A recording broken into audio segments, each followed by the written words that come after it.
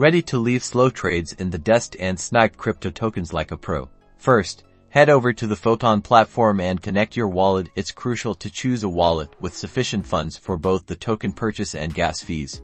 Next, paste the contract address of the token you want to snipe into the designated field. Double check that this address is correct. Mistakes here can be costly. Now, let's configure your gas settings. This is where execution speed comes in. Start by setting a competitive gas price to ensure your transaction is processed quickly. It's best to set the gas limit slightly higher than the estimated amount provided by Photon, just to be safe. Setting your slippage tolerance is your next priority for volatile tokens.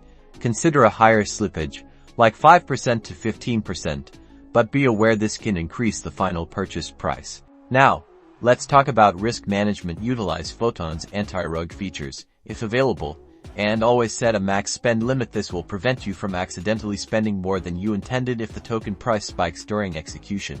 Before pulling the trigger, review all your settings one last time. Ensure the contract address, gas, slippage, and max spend are all correct. Once you're confident, hit that confirmation button and watch Photon execute your snipe. Remember, practice on testnets first to get comfortable with the platform and refine your strategy before risking real funds. Happy sniping!